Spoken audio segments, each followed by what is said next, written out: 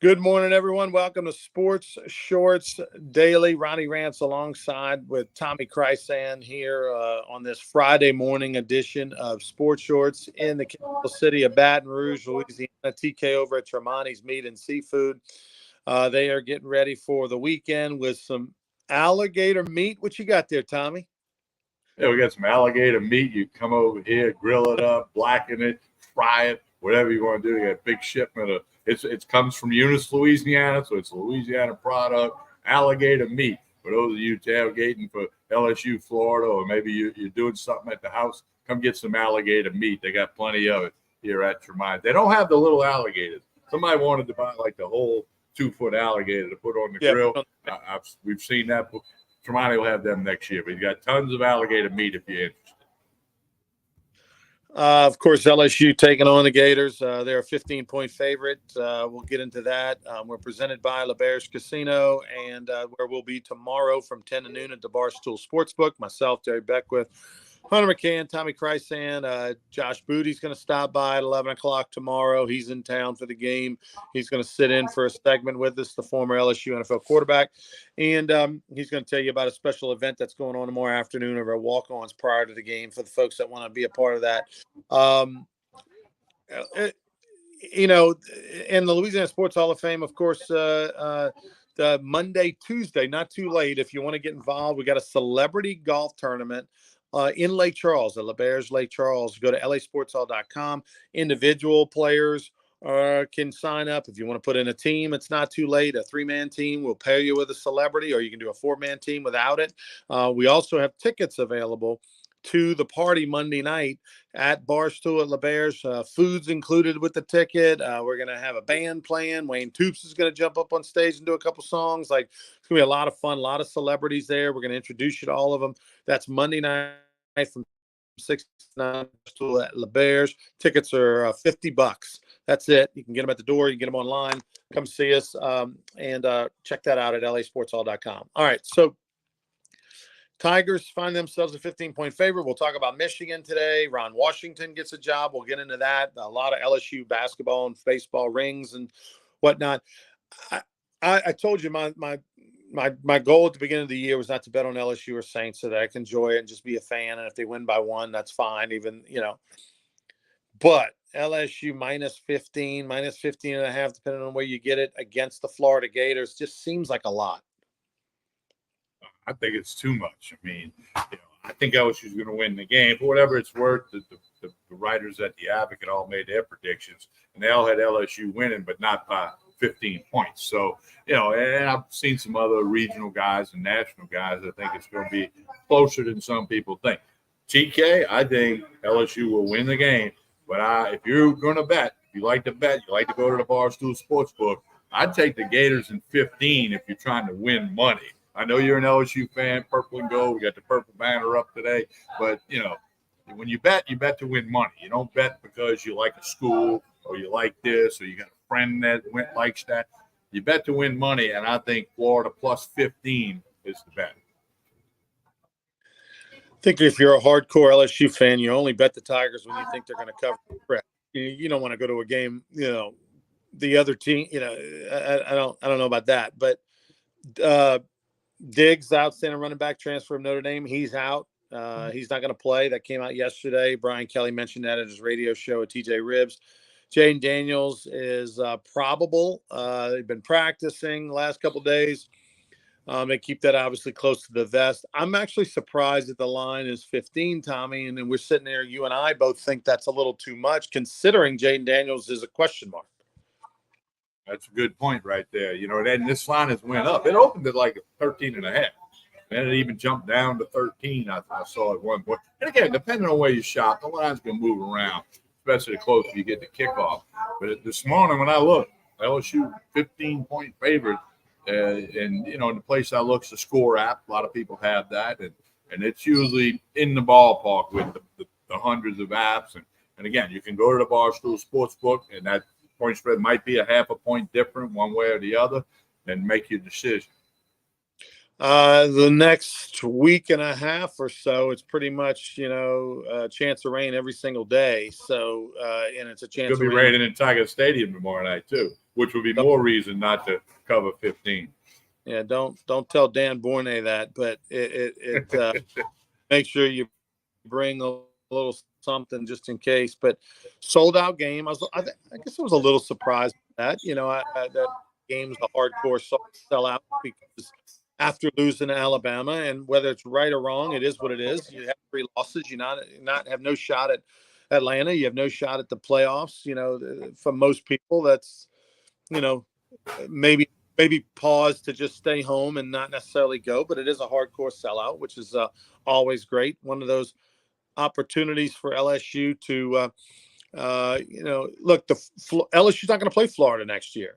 Think about that. The LSU Florida game has been, for the most part, outside of Alabama, the matchup. Many years LSU Florida was way bigger of a game than Alabama.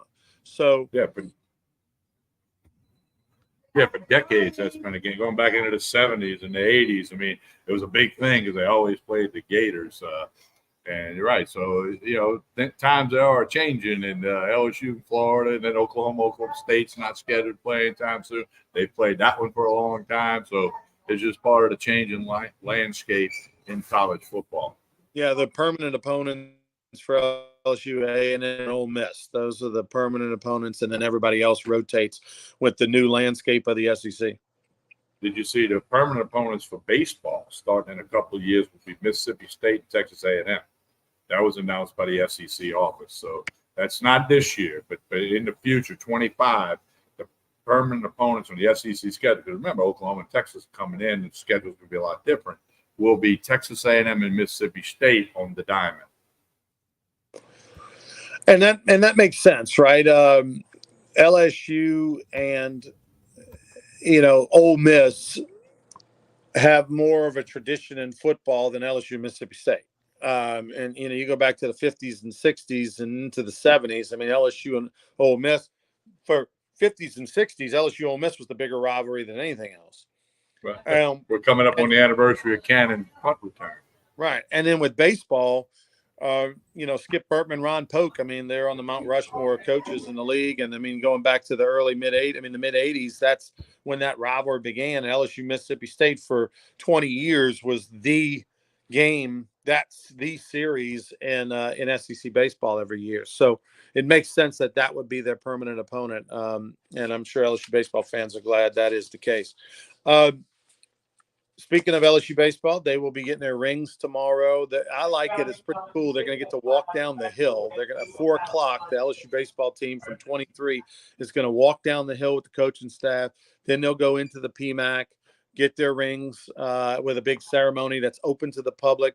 The women's basketball team got their rings last night when they destroyed Queens College, even though a little bit anticlimactic, that they got their ring after their 0-1 to start the season.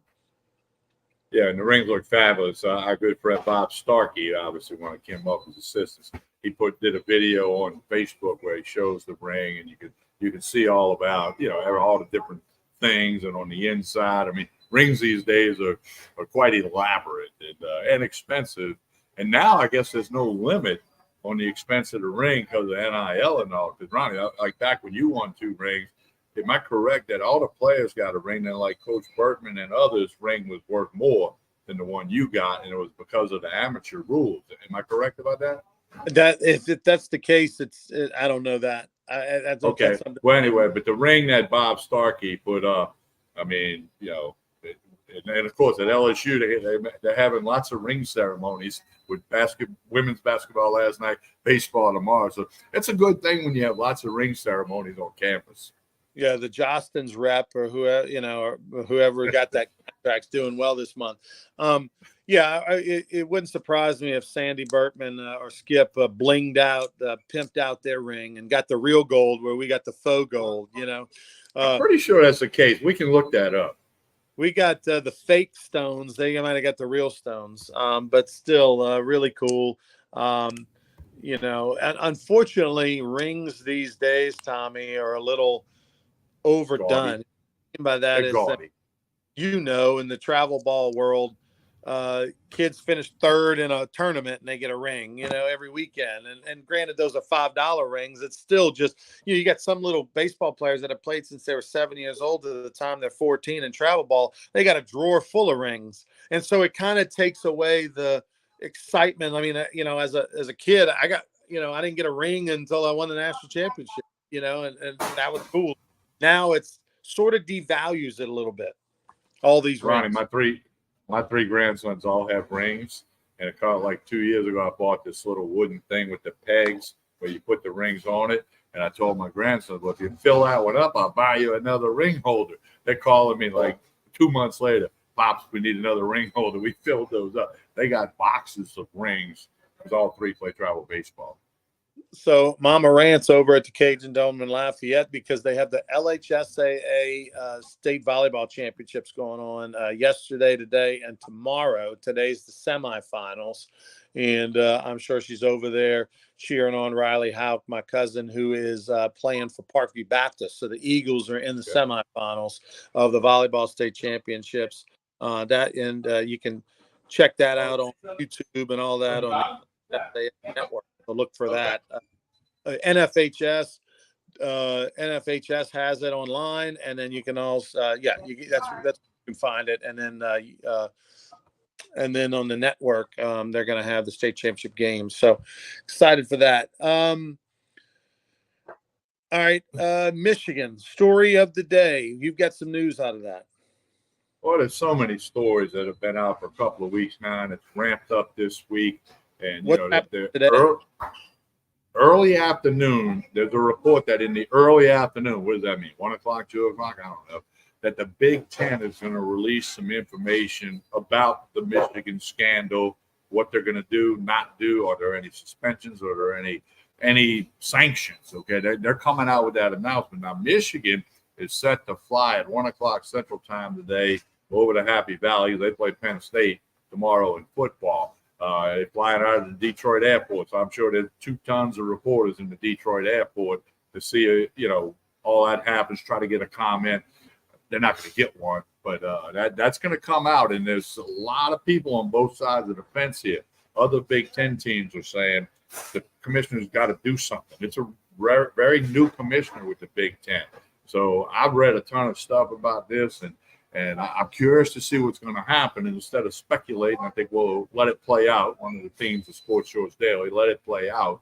And then we'll take it from there. We'll have conversation tomorrow morning on the radio. I'm quite certain that'll be one of the front topics, especially if it's something significant, that Harbaugh's suspended for a game, or they can't go to postseason, can't go to the Big Ten championship. You've already had some people who vote on the Heisman Trophy say they're not going to vote for the Michigan quarterback. They think his stats are skewed due to the fact of the alleged sign steal. Now Michigan has tried to fight back, right? You heard they've said that other schools swapped information.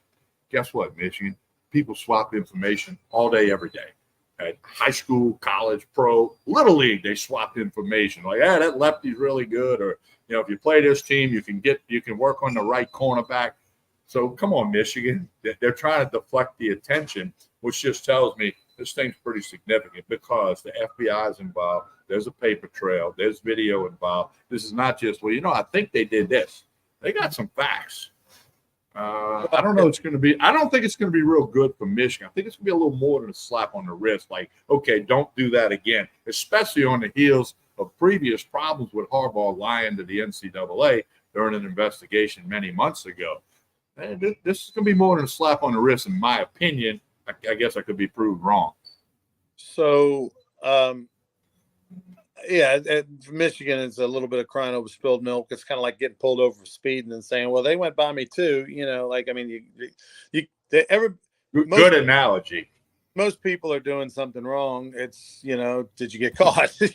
Like that. Relative to the schools, you've had people that have been cheating or pushing the envelope or doing things and getting away with it. Obviously, Michigan's not the only team that stole signs, in the country. Give me a break, but they got caught. So yeah, big. And you were telling me a weird story about something you heard this morning.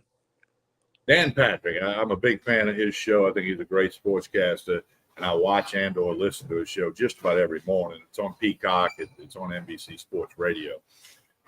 While he was on the air live today, he picks his phone up. He goes, let me read this text I just got. He's got a friend involved with the Big Ten officials and officiating crew at Replay Review. And this friend of his texted Dan, knowing Dan was on air, to say he was scheduled to work Michigan Penn State, and this morning he was told hold up on his travel plans. That's really weird. Now, not saying it's true, but I don't think Dan Patrick put it out there unless he was reading a real text. Now, the text could be wrong, could be stirring it up, but like you said, there's no way they're going to cancel this game. There's no way they're going to change the kickoff time because of TV.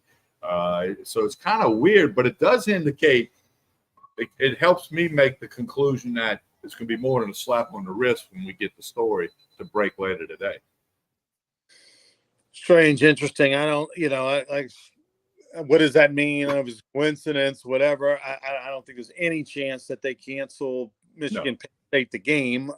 But we just who knows? Yeah, Harbaugh could be suspended, or very likely that being that he is what would be a second or third offender type thing in that conference. He was already missed the first couple games, 3 games of the year. So yeah, I think it's likely that he's the boss man, that he has some sort of repercussion for him personally. And most people expect that this is going to be his final year at Michigan anyway. With everything that's going on and the success he's had as a coach, he's expected that he'll go back to the NFL. So if this does happen, if indeed they say, okay, Harbaugh is suspended for the rest of the season or something like that, then that's just going to expedite it.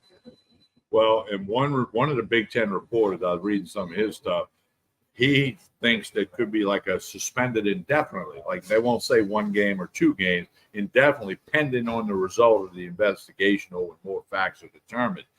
Now, let's point this out. A lot of people say, well, he'll just go to the NFL. Jim Tressel, remember the Ohio State tattoo scandal? Tressel was the coach. He got handed a 6-game suspension or whatever. He went to work for, I believe, for the Indianapolis Colts, some front office job, and he had to serve the NFL. Colts made him serve that suspension. Okay, so it doesn't mean Harbaugh can just run off and go coach the Chicago Bears, where he was a one-time quarterback, or whomever, without still having some type of ramification. It's a crazy story.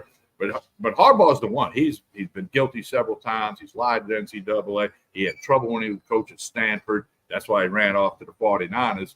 And, he was the coach in the Superdome when the lights went out. The 49ers were playing the Ravens, I want to say. So he's in trouble, not because of the lights going out, but clouds that followed him. But like you said, Ronnie, I think you made a great analogy. If the cop pulls you over for doing 80 on the interstate, you can't say, well, 10 other cars were doing 80. He caught you. Michigan, you've been caught, and if facts and severe things are found that you did wrong, I think the penalties need to be served and handed down. All right, good news. Check us out, Ronnie. Got a watcher down in Gainesville, Florida. Charlie, going to watch the game from a sports pub in Gainesville, but he's an LSU fan. He's down there working. He's a friend of mine. Checking us out from Gainesville. That's pretty cool. Nice. What's up, Charlie? I'll say this, happy for Ron Washington. Ron Washington, who was inducted into the Louisiana Sports Hall of Fame, a New Orleans native, 2023. He'll be 71 this year.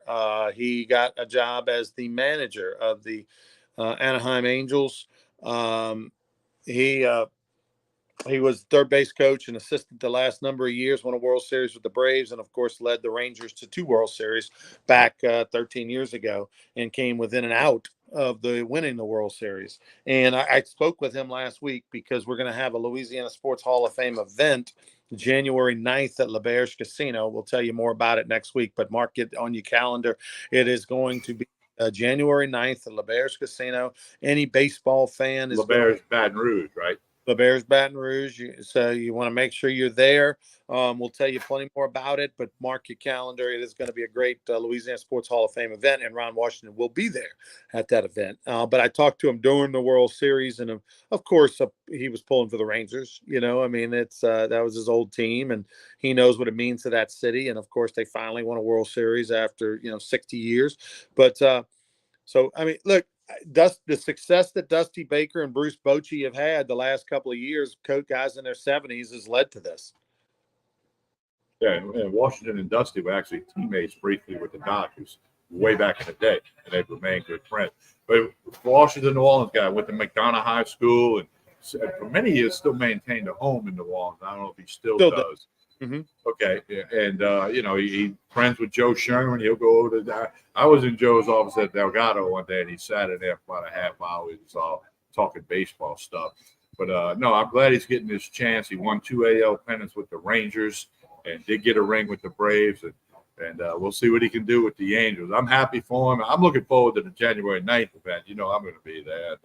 I'm looking forward to that. But I'm glad for Coach Washington. We haven't seen any reports of what Washington is going to be paid, but Bochy got $4 million last year. We just saw Council get $8 million to be the new over $8 million over 40 million over 5 years, $8 million a year for the Cubs, which is going to set the bar. Bar's going to go up a little bit more. So, Ron's probably going to get $2 or $3 million at least to be the skipper for the Angels. So that's awesome. At this stage in his life, he's going to get another big payday, probably a 2-year deal or something like that, guaranteeing him about $6 million. So that's pretty awesome. Happy for him.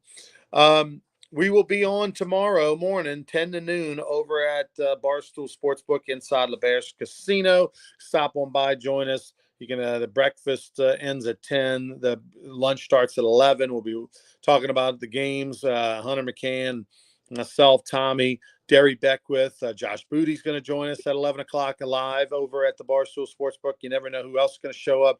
So make your plans to check us out tomorrow, a little pregame, and we'll talk plenty more about all the college action. And we should know more about Michigan, what the Big Ten is going to put out later today. Tommy, tell us about Tremonti's on the way out.